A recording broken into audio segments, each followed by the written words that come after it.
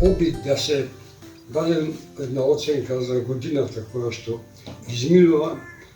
Таа навистина беше посебна година, година тешка, во одреден начин тешка и за издавачите, тешка и за писателите, и за читателите. Меѓутоа, пред саков да кажам, полно признавање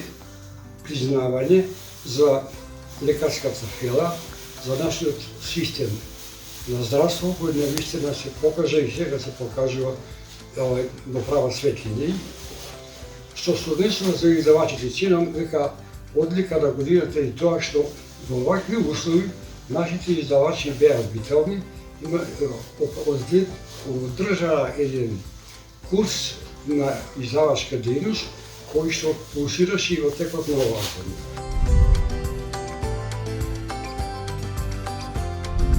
За улогата на книгата во денешните актуелни времиња, мислам дека се потврдува вистината за тоа дека книгата е секогаш била и ќе биде верен придружник на луѓето, на читателите.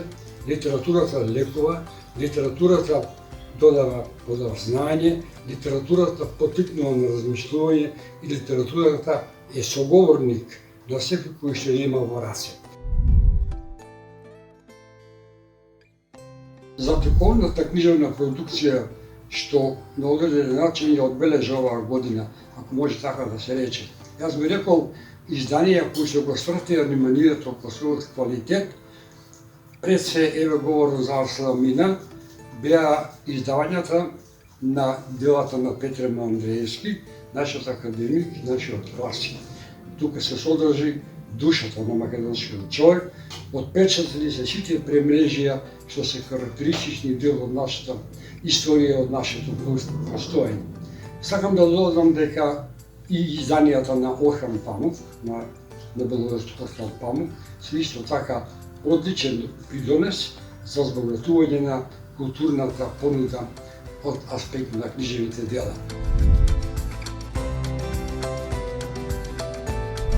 Очекувањата од годината во која ќе навлеземе се и очекување, се и желби. Пред се да се излезе од оваа здравствена криза. Исто така посебно сакам, очекувам да се олесни системот на школувањето на основците, тие се сега најоптеретени.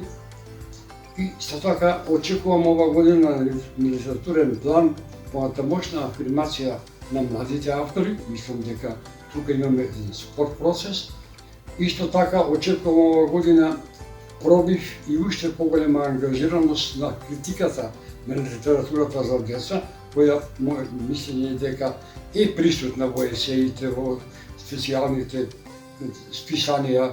Меѓутоа, во дневната продукција, било радио, било печатаната продукција, треба да биде присутна да се заштити квалитетот и да се зачува она што е најбитно, а тоа е квалитетот што треба да отиде кај децата читатели.